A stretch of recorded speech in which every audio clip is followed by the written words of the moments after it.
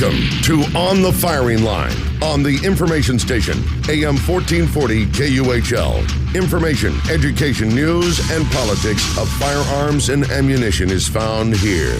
If you have any questions, call us at 1-888-625-1440. That's 1-888-625-1440. 72 killed resisting gun confiscation in Boston. Boston National Guard units seeking to confiscate a cache of recently banned assault weapons were ambushed by elements of a paramilitary extremist faction. Military and law enforcement sources estimate that 72 were killed and more than 200 injured before government forces were compelled to withdraw. Speaking after the clash, Massachusetts Governor Thomas Cage declared that the extremist faction, which was made up of local citizens, has links to the radical right-wing tax protest movement. Cage blamed the extremists for recent incidents of vandalism directed against Internal Revenue offices.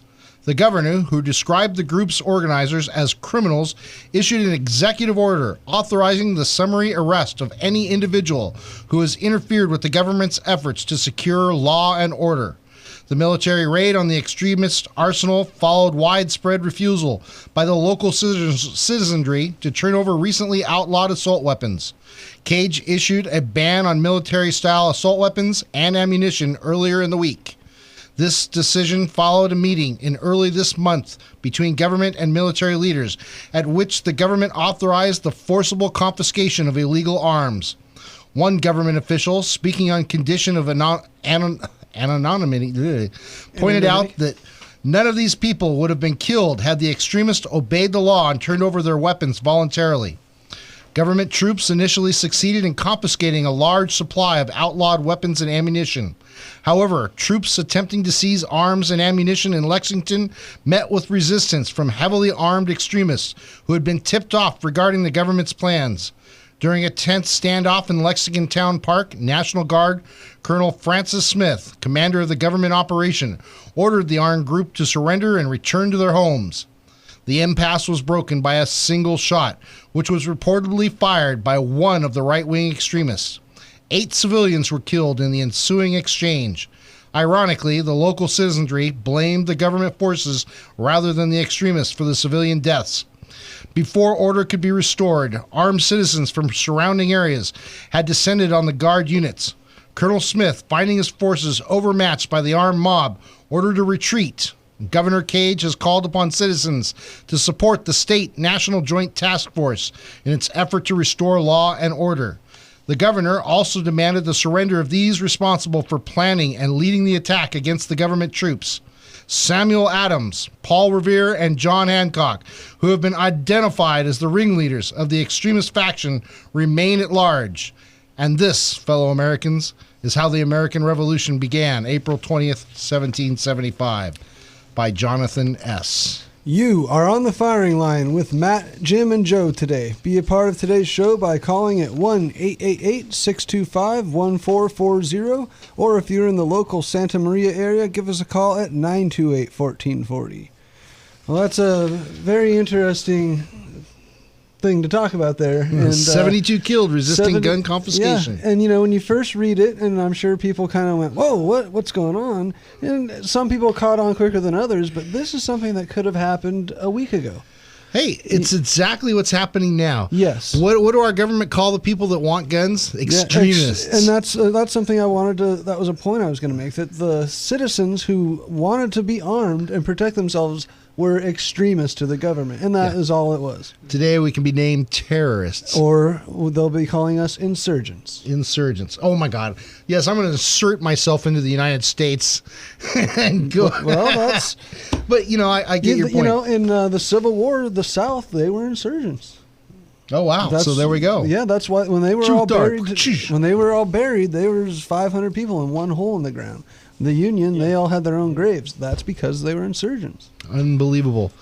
So you tell me, today's times are different. Mm-hmm. We don't need the same things. We don't have the same problems. Our government's different. It's not like back in the day. Yeah, back in the day, they didn't have assault weapons and ammunition. Is that what you're saying? Because it sounds like they did here. And taxation never got out of hand? Not once. Wow. So it's a lot of good stuff to think about.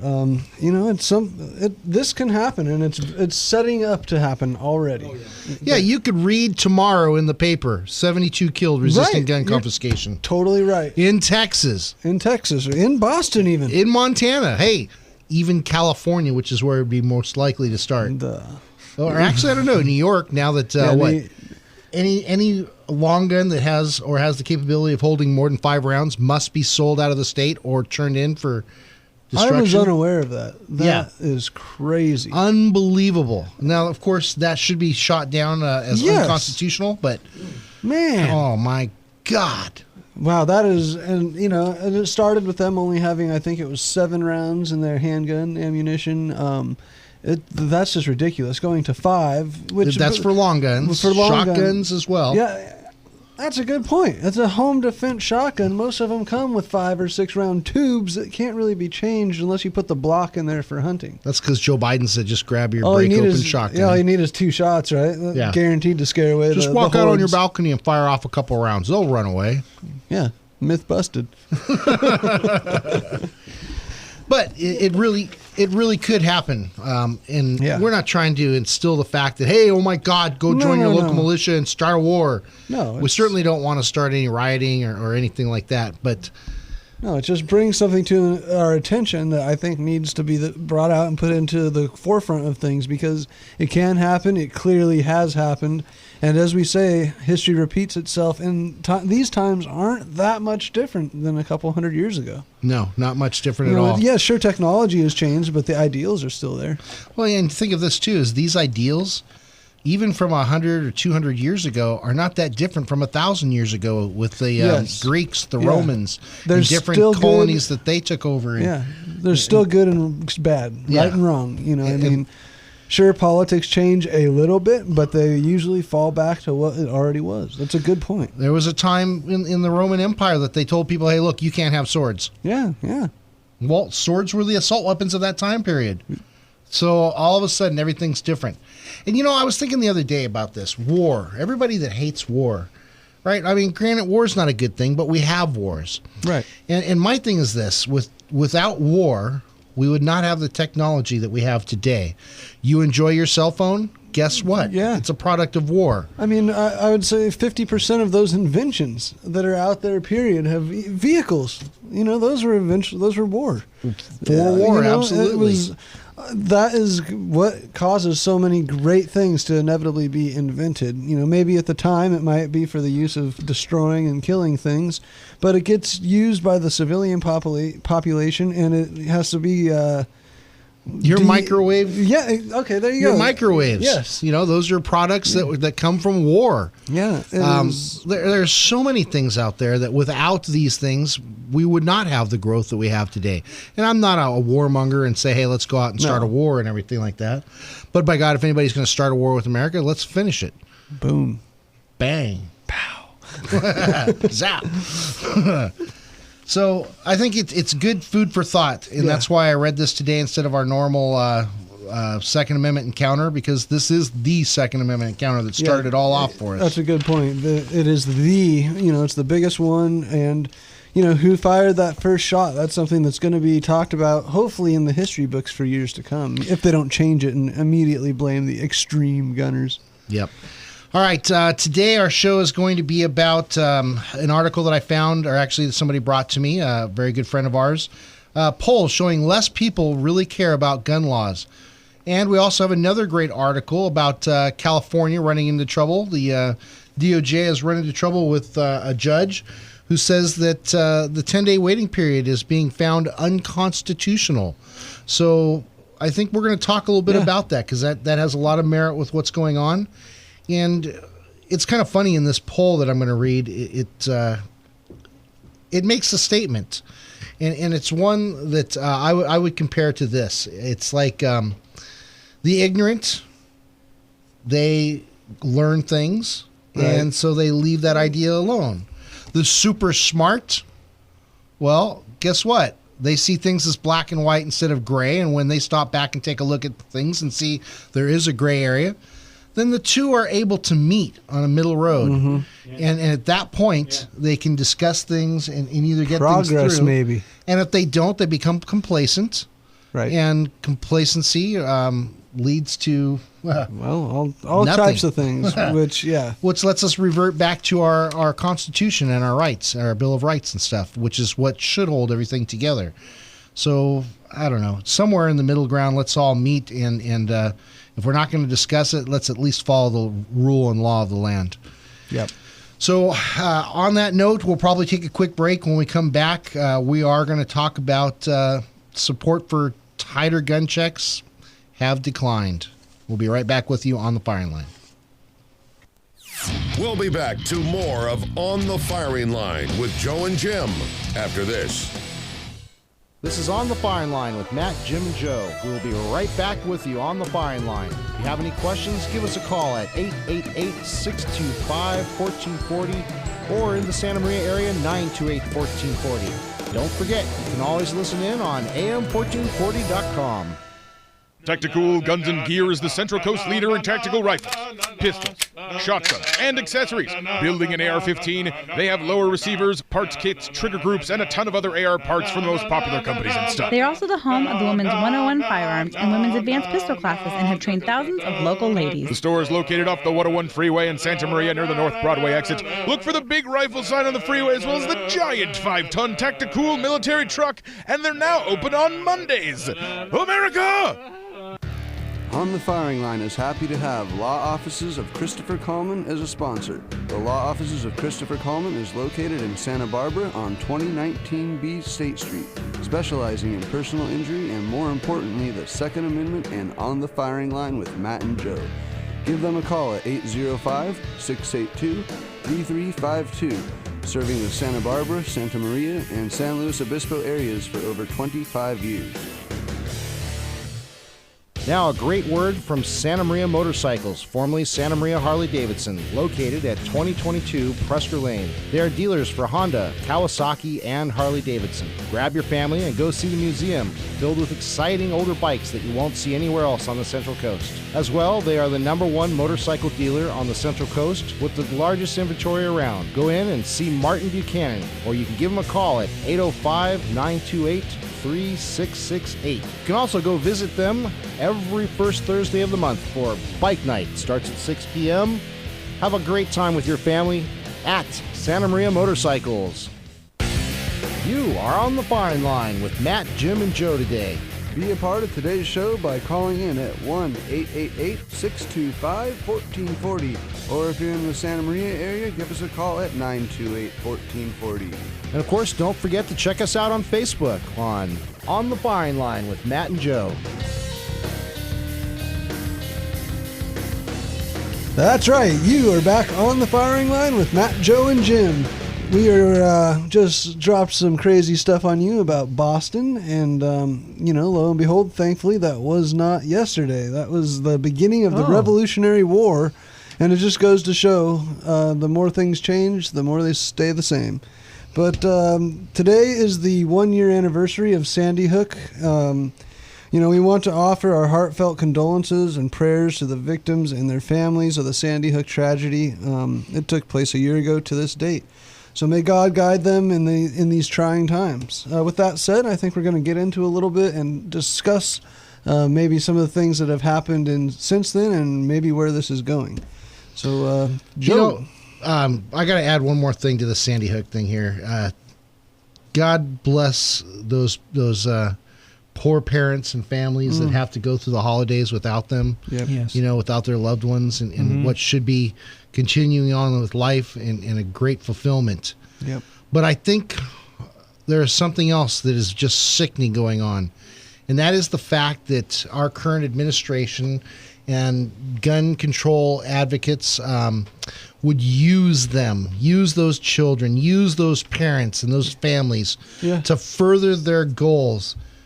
What condolence is that? That's totally true, and it's disgusting. It is disgusting, It really absolutely is, disgusting. because it's using the deaths of children and deaths of teachers that were doing something good to further their political process and their political agenda. Instead of being leaders, Yeah. which is coming up with an idea of how can we really stop something like this?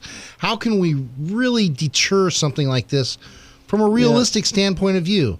And you may not be able to deter it because there's always going to be a wingnut out there who can get a hold of a gun no matter what laws you put into place. Just look at England, look at Australia and different places like that. And Colorado yesterday. Absolutely. Well, I'll tell you what, Unbelievable. that's just like the capital for It seems like for it. going to school and shooting somebody. I mean, that's just every year it seems like they got somebody doing it in that state. Armed teachers, I think that would help. I think you're absolutely right. Have a process to teach the teachers, Yeah. teach the people in school, or hire armed guards. Higher, yeah. What would, I thought about something the other day. You guys bear this in mind. I think like you got your fire extinguisher behind the glass kind of a thing. Mm-hmm. It's glass, but it has to be regulated and checked and everything else to make sure the fire extinguisher is working, right? Right. What if they did that with shotguns or guns?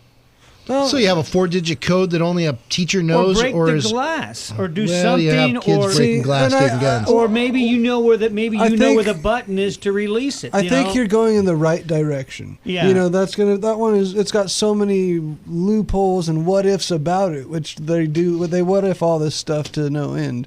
But that's in the right direction. Maybe if it was something that, it took Let's a just say key you have a and a school. combo. Yeah, just something. Let's say you have a school of 400 children. Right. Grade school of 400 children, elementary school. Okay. Out of the 400 children, there's 5 teachers that know exactly how to get the weapons, if the weapons are needed. They've gone through training or whatever. Maybe it could be PE teachers or science teachers or somebody who really wants to do it. And they're trained and they get licensed and they know how to work it and everything else. If you want my personal opinion, if you're going to take God out of your schools like God used to be in them and pull it out and let anarchy go in your schools, then protect the people Yep. that are there. All right. If you're going to do all that crazy stuff and let kids grow the way they want to, basically, we heard that thing yesterday where the kid got off of killing 4 people and they called it some kind of weird name because the guy's rich and he's spoiled. Yeah. And he So- DUI, right? You got Right. DUI, killed 4 people. I mean, that's what we're coming to. So, okay, we've come to that point. Now let's make something sensible. Let's say you did have a larger school, 1,200 students. Well, then there would be 10 people Right. Yeah. that knew where this and trained Knew and how licensed to or whatever. access the tool that could stop this. Exactly. And you have it where they know exactly where it is. They know how. It could be in the janitor's room. I'm just. But I like the way you're thinking along those same lines. Those same 10 people, if they had it on their side, would be the safest place. Well, that's what I'm saying. They would be in close proximity of the because weapon. kids are going to be kids. They're going to be curious. They're going to be, ooh, look at the gun inside there. But if they didn't see it at all, and only said trained person knew where it was on their side, or locked into their desk where it wasn't there for people to be or curious about. It could be in a classroom somewhere, but the kids don't know that it's Right, there. right. Well, It could be hidden. It could here's be here's hidden another place. idea outside of the box a little bit more. Okay. Think of this. They're curious about firearms. That's why they want to break open the box and get a hold of it, right? Well, can you give me an example in Russia of any school shooting? No. And in Russia, I've watched videos for, I think it's a PE class that they have, where the kids line up and one person takes apart the AK-47, the next person puts it back together. And they're doing it in seconds. Yeah. All of them have a profound respect Understanding and and understanding respect, for the firearm. That I think that's not really outside the box. I think that's more closer than I'm even thinking. But just let that's them good. know what a weapon truly is. Let them know what it can Yeah, do. and what it wasn't- Let can them do. all train in it. It wasn't An too long armed ago. society is a very friendly society. We Very used to- much. Now I don't know. I'm a little older than you guys, but I remember when we had to do So much older. Well, we had to do the nuclear bomb stuff. Right, right. And we had to get under the desk. Yeah, under and the do all desk that. and cross your hands over So your okay, neck. Yeah. why don't they have this instruction the same way in case somebody comes? Now they still have I think it's 4 times a year at our local schools they have to have earthquake Right, yeah, stuff, disaster drills. Thank you. Yep. This is a disaster. Somebody comes Yeah, on your I would campus say with so. a couple of guns. I think that qualifies. Yeah. Once every other year, a child can push the button, and then everybody can talk about it. No, I think you're right. I think But that we they don't we- have to- You instruct the child what a gun does, how it works, Yep. what's going Well, on, the dangers And of it's it. like the kids, the Russian kids with the AKs and stuff at school. It wasn't too long ago in America that for PE you could take shooting. Exactly. And learn Yeah, you're about right. shooting. You're right. And, most people that did that probably learned to respect them and grew up to respect them and were able to pass that knowledge to their kids and to their peers, instead of just not knowing and, ooh, that thing's evil, don't Right. touch it because Right. it kills people.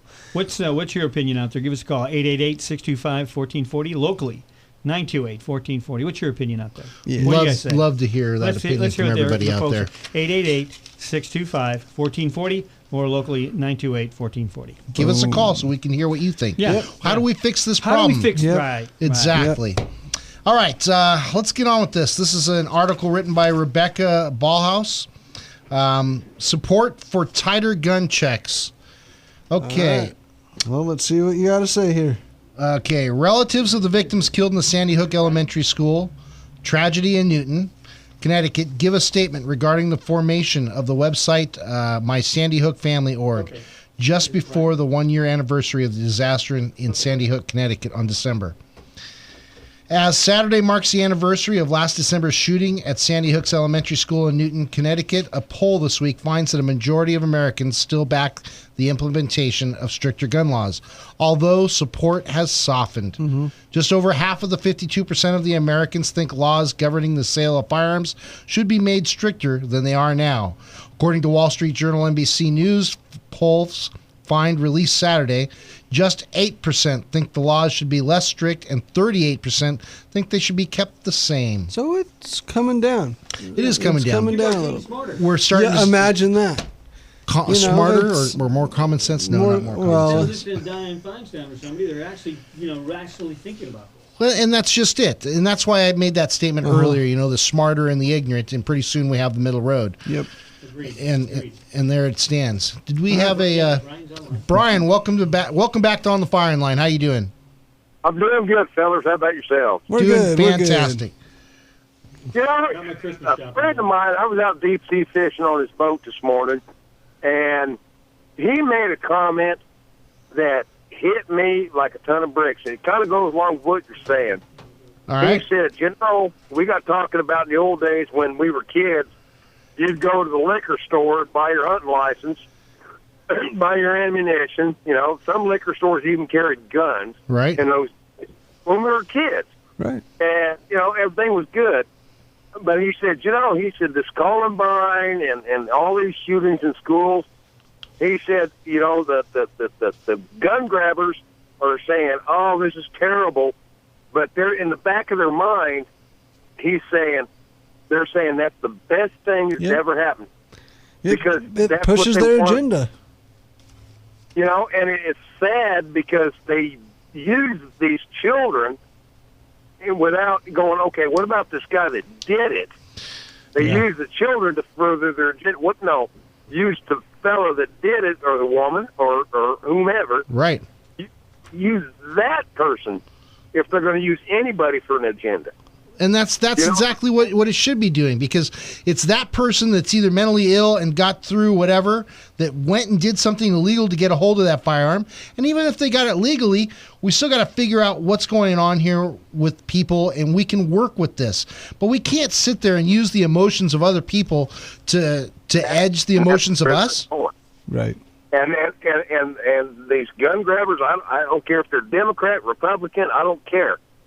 They're feeding on the emotions of the public, especially the people that, unfortunately, I'm sad for this, that lost their children or loved ones. They're feeding on their emotions, and then and then they expound upon that, and they push it on everybody else. I'm sorry for their loss. I really am, truly am. But it's not responsible gun owners' fault that this happened. No. Very good point. Exactly. It's not. And it reminds me of Miss Gifford. When she was shot, she put on this whole campaign for gun violence and anti-gun violence. And it didn't take until that tragedy happened, and she tried to basically attack all gun owners. when it was one person.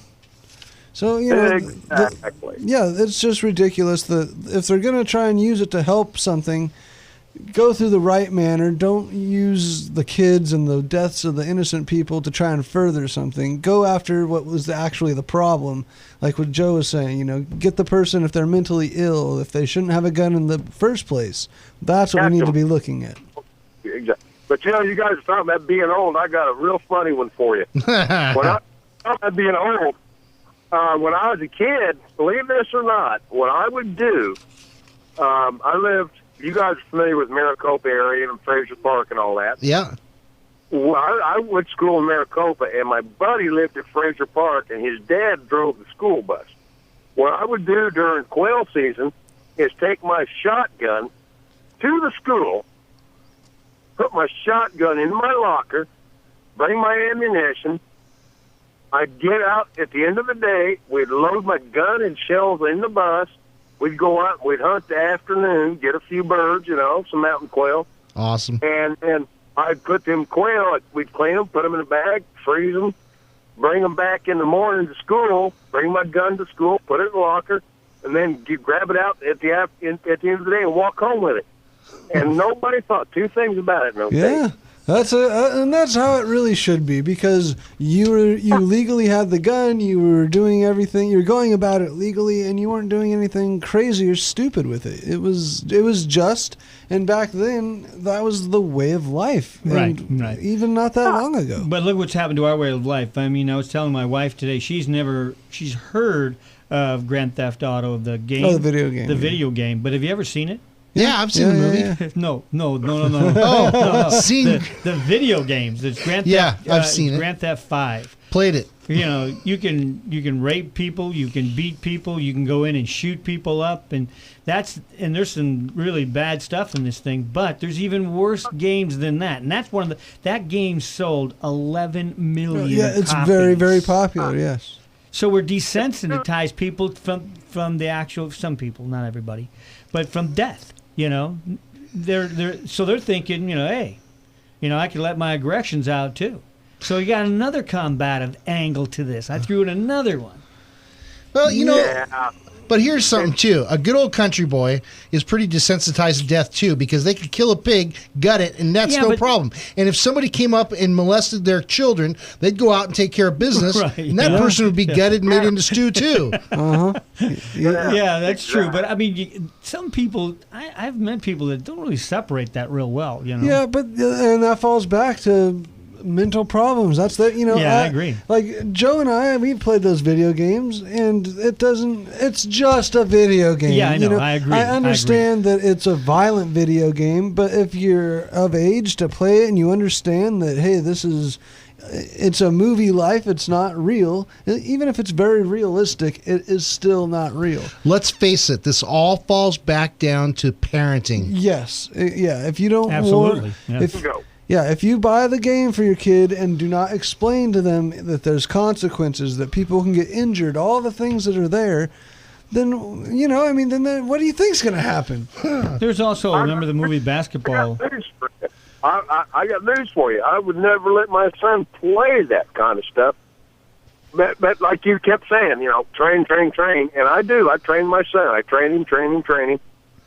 I mean, it's like Missouri. I was in Missouri several years back, hunting deer. Uh-huh. And my buddy, we went by the high school where his son went to school, and there's a gun in every pickup during deer season.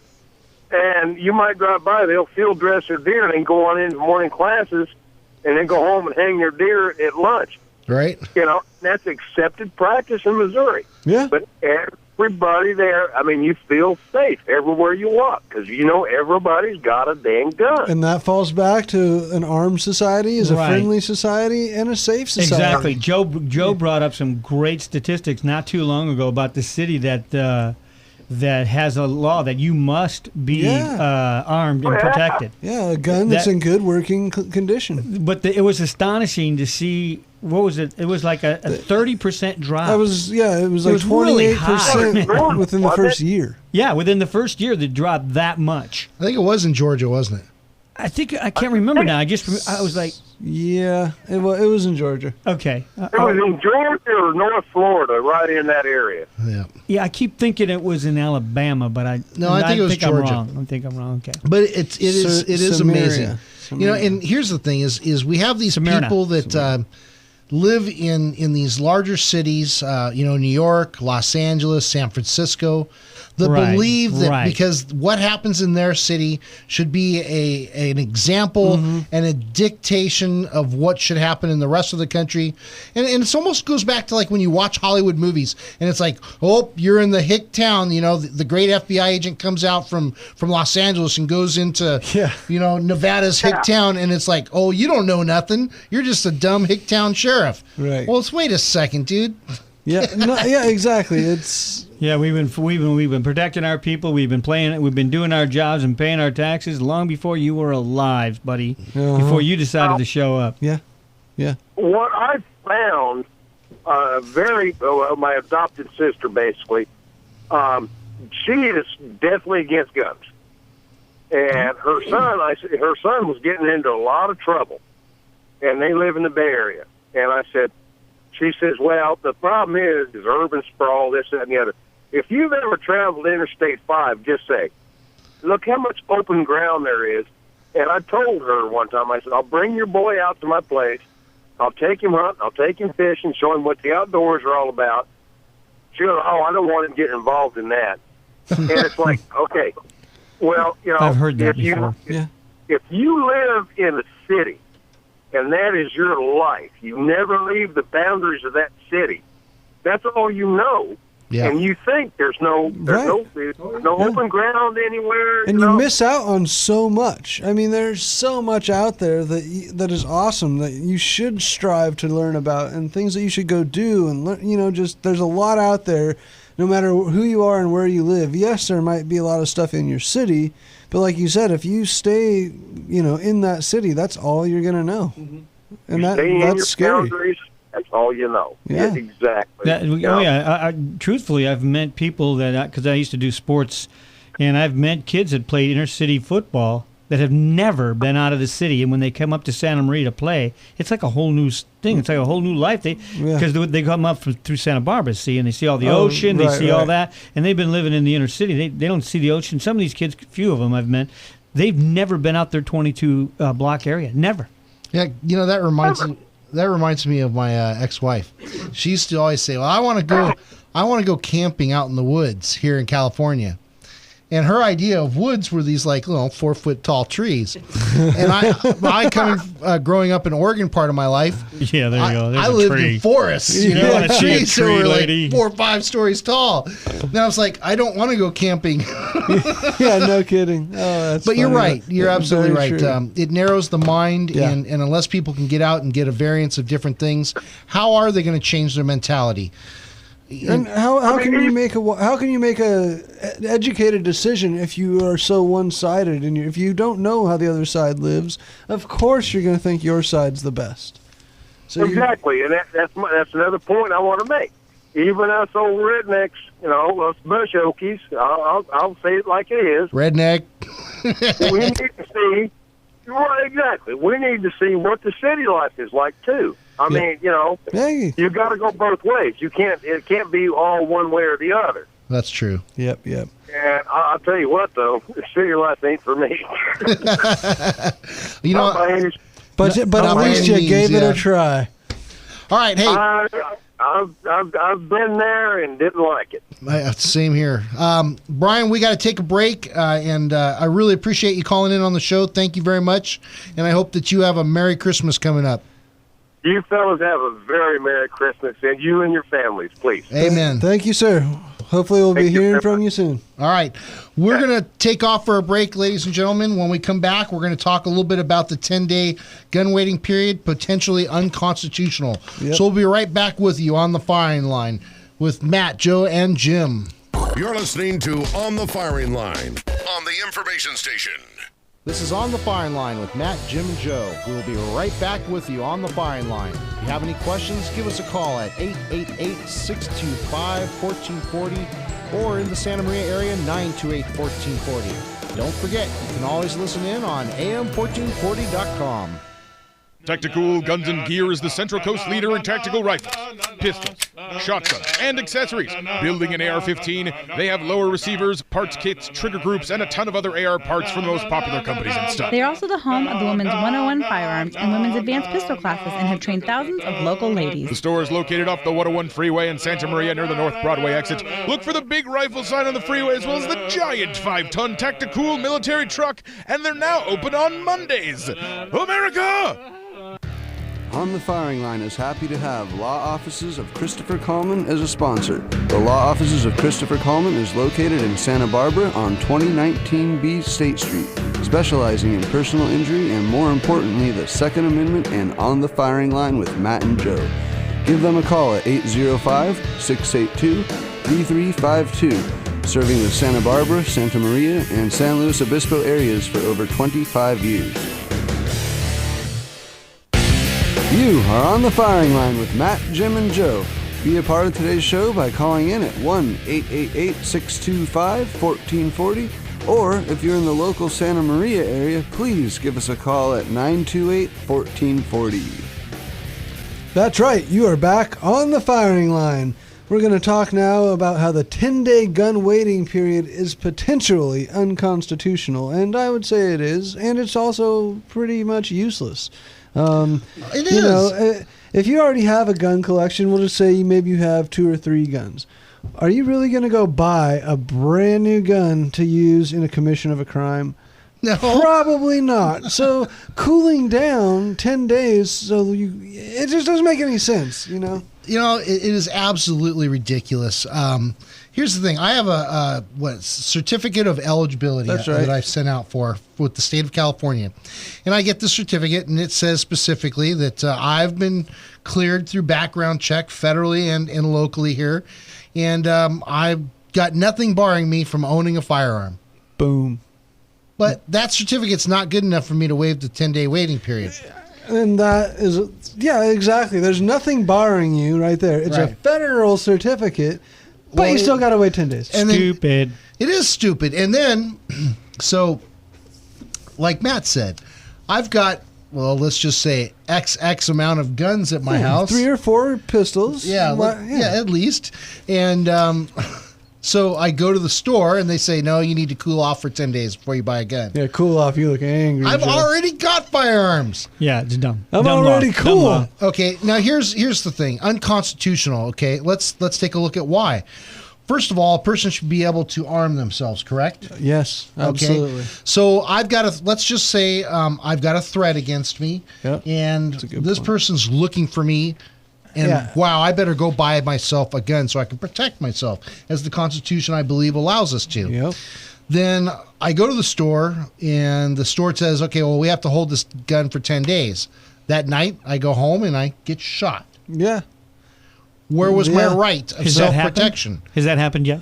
I can't think of a specific instance off the top of my head, but exactly. I'm sure that if you talk to some women that have been stalked by their husbands, it has happened. Yeah, 15 million people in California, it's got to have happened. Right, absolutely. And if you're in fear enough and you need to go get yourself something to protect yourself, that is usually immediate fear. You're not fearing 10 days down the line. You're afraid today. Well, yeah, I was going to bring in the article, and I forgot about it, and I apologize, about the 2 people in their 50s that were pistol whipped and beat up and robbed in Southern California a week ago Wednesday. So it's been since it was the 4th of December, it was either the 3rd or 4th of December this happened. Okay. They're only frightened away from a neighbor that was coming running, and they thought he had a gun. That's right. Wow. So they stopped beating up the old man, because the man was going out there, trying to fight for his wife. They tied up his wife and everything else, and beat her up pretty good. But they pistol whipped this guy till his face was just unnoticeable. That just proves how it can be the equalizer. Just by thinking somebody has a gun, right. they leave. Right. So I think he had a broomstick in his hand or something. But maybe it fired bullets. But it shoot away the guy. Yeah, the guy left. He didn't stay. Well, that's just it. Most criminals are looking for the easy The mark. easy I target, think yeah. we've all discussed this before and made the point 100 over times, and yeah. over and over again. And like we said, an armed society is a polite society.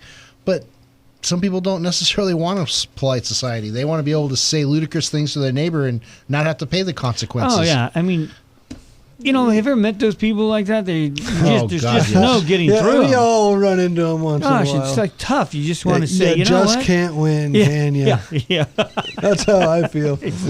yeah. All right, so concludes today's Sylvester versus Harris. The analysis, some paragraph breaks added, of course, during this thing here, because we're going to talk about it. The WPL, the waiting period law, prohibits every person who purchases a firearm from taking possession of that firearm for a minimum of 10 days. That is, there is a period of at least 10 days in which California prohibits every person from exercising the right to keep and bear arms. Yeah. And that is the huge point right there.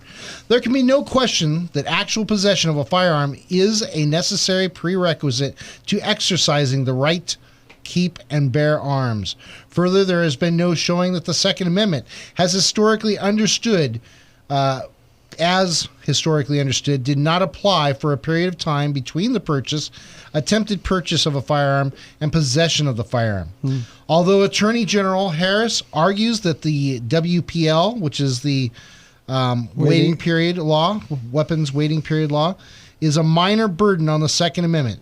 Plaintiffs are correct that this is a tactic acknowledgement that a protected Second Amendment right is burdened. Therefore, the court concludes that the WPL burdens the Second Amendment right to keep and bear arms. Yep. And I just want to say that we know that the background check can be done in a matter of minutes. Right. Other states do it. Right. I mean, so they're Yeah. literally Yeah. this is a cooling down period. It's a stall tactic. Exactly. Good. That's what it is. Because It's to appease the Rosie O'Donnells of the world. oh, isn't that nice? Who are the minority. Absolutely, Who are the less than the minority? minority, less than 5%. Right. Yeah, but we got to appease them. The next step is to analyze the WPL under either strict or intermediate scrutiny. As indicated above, Kamala Harris advances two rationales in defense of the WPL. It provides a cooling off period for those who may have an impulse to vomit or commit violence, and it provides time for California to conduct a background check. It is unnecessary for the court to determine at this time which scrutiny to apply, because even under the lesser, immediate scrutiny, summary judgment is not appropriate.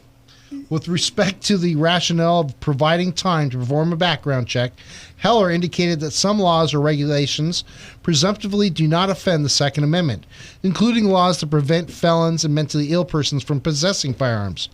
If a state presumptively can constitutionally prohibit certain categories of persons from possessing firearms, then it would seem to follow that a state can also perform some type of background check in order to ensure that a disqualified person is not attempting to attain a firearm. Shall not be infringed. 100%. Again, Doesn't that... Here we have it. I mean, even the way they try and make it look is that that's not what they're doing. Oh, it's for public safety. Again, that's what they're saying. But at the same time, it's still infringement upon our rights. And they know it's a burden on it, but they think Yeah. that they, within the state's rights and constitution, have the ability to do that, when Yep. that is not the case at all. No. Now, Even though they do it anyway. I went back and did some research, and it's really a kind of a touchy thing, because if you go back into the 1800s, late 1800s, and early 1900s, there are Supreme Court cases that show that the Supreme Court should not make rulings on some of these things unless it directly violates it, because the states still have the right to dictate how it works. Okay. And it's kind of a touchy thing. Okay, I see how that would almost like states' it was, rights. Yeah. The police, or we, the people, get to decide how that's going to work and whether something's being offended by taking it up through our courts and our... Decide. Yeah. I'm saying that in quotations, people. We get to decide. Well, it should be we, right? We should, absolutely, yeah. It should be. I should have to get rid of these little finger quotes. Although But you hey, and I all agree and know that the we have been taken out of it, Absolutely. or the yeah. we has been Modified. modified. Thank you. That's exactly what I was looking for. Oh, truth dart. We are. Yes. Yeah. Yes, truth dart. Jim's throwing out truth darts. Bullseye. Careful listening. You might get hit with one. Yes, if you're driving, please pull over now. That's a truth there. Okay. Sorry, I couldn't contain myself there. All right, so indeed, plaintiffs do not argue the background checks are constitutionally improper, nor do they argue that California should not perform background checks. What plaintiffs essentially argue is that the 10-day waiting period is arbitrary and or subsequently overbroad, and that an adequate background check can be performed in a significantly shorter period of time. Mm-hmm. Although Harris has made arguments that support a waiting period in general, Harris has presented insufficient evidence to justify the actual 10-day period. There you have it. Awesome. Presented insufficient evidence of a reason to have a 10-day waiting period. For example, there is no evidence regarding the nature of the background checks performed, how much time is necessary to perform a background check, or why 10 days are necessary in order to perform a background check.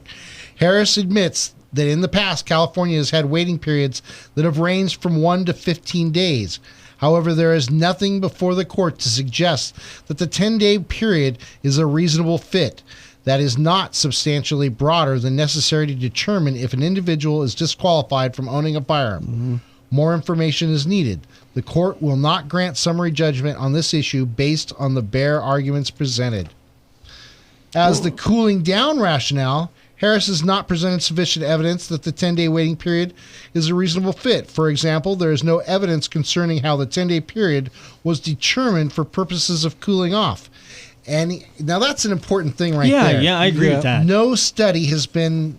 Right, there's nothing to specifically, well, they got a law, but there's nothing to back the validity of that law. Right. If you're ticked off now, you might be ticked off 10 days from now. It could be worse. Could be, it could be worse. You could be amplified by stewing the whole time. Yeah. You know, some people forgive and it's over with that night. We talk about it and it's done. Right. Some people hold grudges for their whole life. Oh, they die with it. Right. Yes. Oh, yeah. So, I mean, that plays a big part of that. Cooling off in gun violence is general for those wishing to purchase a firearm, or that the 10 days is not substantially broader than necessary. So they've attacked the main part of this, and they have validity, I see. Mm-hmm. Now, this is going to go to the, Ninth Circuit? Right. Ninth Circuit? Has it already gone through the Circuit. system of California? Because the Ninth Circuit is three liberal people that smoke pot in church. The thing is it can be upheld there. The judge that made this ruling that it's pretty much unconstitutional was somebody appointed by Clinton. So, yeah, it says that. Yeah, Judge Ishii. Yeah, Judge Ishii. So here's the thing: this thing heads from Judge Ishii. If it goes to the Ninth Circuit Court, they are the ones that upheld that AB 962 was unconstitutional. Yeah, that's right. So they're constitutionalists. Are they? I don't know. Yeah, I mean, are they? Yeah. We don't know how this is going to go down. It depends on how much they're pushed and prodded, I guess, or if they really do take things into consideration and look at what the Constitution means, if they take their oath seriously.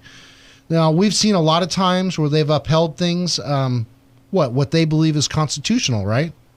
So are they constitutionalists? I think that's a question each one of us will have to either wait and see or answer for ourselves. Mm-hmm. I think there's a good chance, though, that they'll uphold it.